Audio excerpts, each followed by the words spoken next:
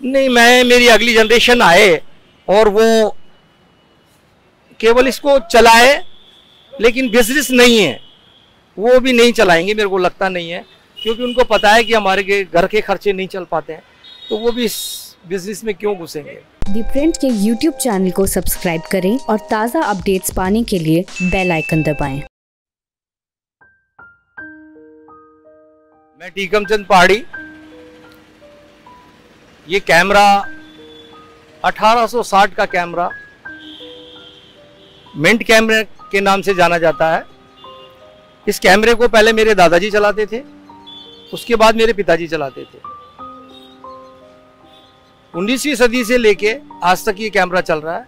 अब 21वीं सदी की ओर दुनिया जा रही है, अब डिजिटल का युग आ गया है।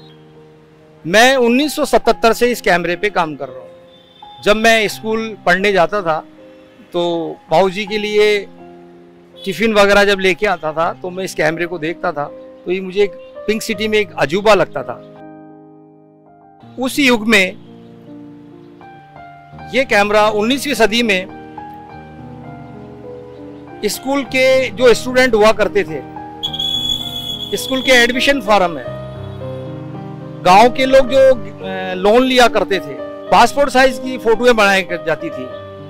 बस के लिए पासपोर्ट का जो फोटो बनता था तो पास के लिए फोटो यहीं से बन के जाती थी, बहुत जल्दी तैयार हो जाती थी, क्योंकि इसी के अंदर डार्क रूम है, इसी के अंदर केमिकल है, इसी में नेगेटिव पॉजिटिव बनता है। उस जमाने में इसी से काम होता था।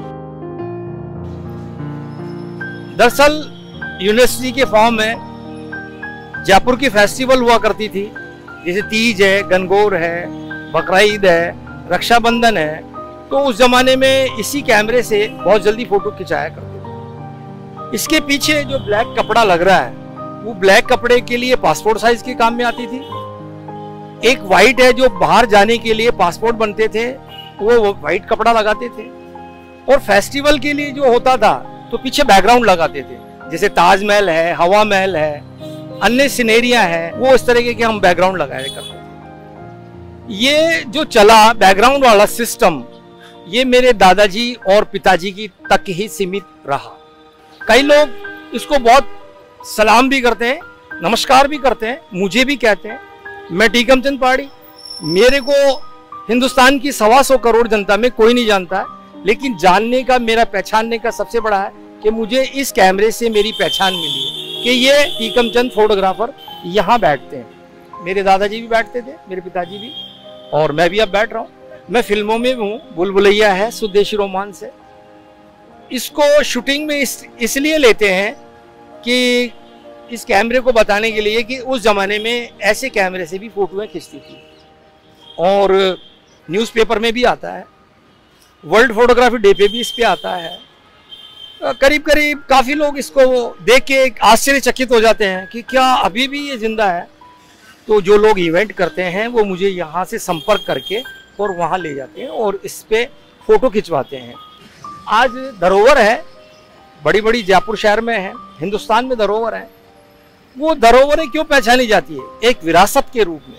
ये कैमरा भी विरासत के रूप में ही पहचाना जाएगा आने वाले टाइम के अंदर। खैर हिंदुस्तान की टूरिज्म वगैरह तो खैर इसको भूल सी गई है, जबकि न्यूज़पेपर वगैरह में भी देखते हैं, वो लोग पता नहीं क्यों इसकी ओर आकर्षित क्यों नहीं होते हैं, जबकि उनको होना चाहिए।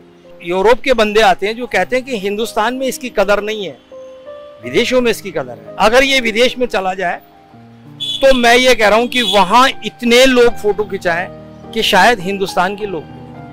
कारण उसका ये है हिंदुस्तान में नहीं खिंचाने का, क्योंकि ये कॉस्टली बहुत पड़ने लग गया।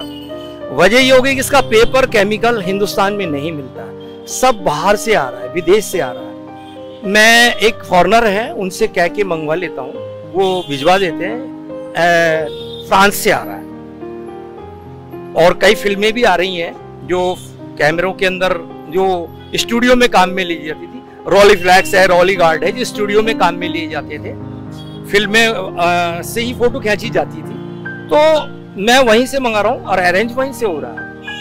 अब दरअसल सबसे बड़ी बात क्या हो गई कि कोरोना काल के अंदर ये बिजनेस में मेरा एक टूट सा गया है। मैं भी इस बिजनेस से अब थोड़ा सा परेशान सा हो गया, क्योंकि मेरे खर्चे नहीं चल पाते। काफ़ी लंबे समय से मैं दुखी हूँ, क्योंकि कस्टमर है नहीं और हिंदुस्तान के लोग इसको अफोर्ड नहीं कर पाते हैं। वो पूछते हैं, आजकल डिजिटल के अंदर 20 रुपए में फ़ोटो खिंच जाती है, 10 रुपए में फ़ोटो खिंच जाती है, लेकिन अब क्या करें, ये सिल्वर नाइटेड पेपर है। कोडक थी तब तक तो यहाँ हिंदुस्तान में भी इसकी कॉस्ट कम थी, अब कोडक बंद हो गया, एक्फा बंद हो गया।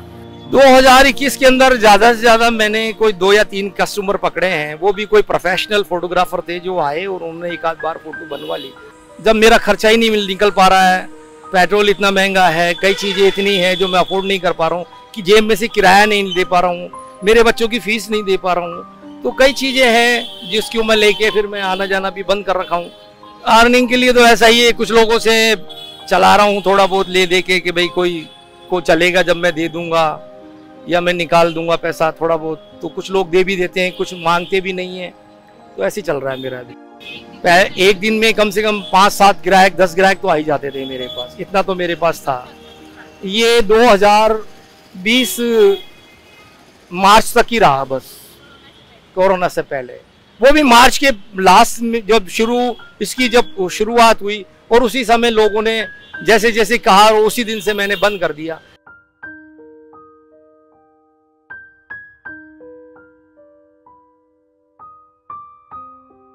नहीं, मेरी अगली जनरेशन आए और वो केवल इसको चलाए, लेकिन बिजनेस नहीं है, वो भी नहीं चलाएंगे मेरे को लगता नहीं है, क्योंकि उनको पता है कि हमारे घर के खर्चे नहीं चल पाते हैं, तो वो भी इस बिजनेस में क्यों घुसेंगे। अब तो नई नई तकनीकी आ गई, शायद उसमें वो चले जाए या कुछ पढ़ लिख के वो बन जाए। मैं तो ये चाहूँगा कि मैं शुरू से ही रोड पे रहा तो मेरे बच्चे भी रोड पे ना रहें, वो पढ़ लिख के कोई अच्छी सर्विस में जाए,